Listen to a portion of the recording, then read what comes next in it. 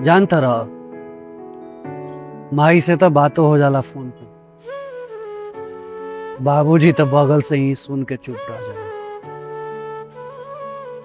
खाना हो गई, तबीयत ठीक बा, ऐसे बेसी कुछ पूछे के हिम्मत ना होला। जवान लड़का के हाल पूछला पर जवाब सब ठीके बाही होला। माई बाबू से तो आदमी हाल पूछ लेला, बाकी आपन हाल ना बता पावेला।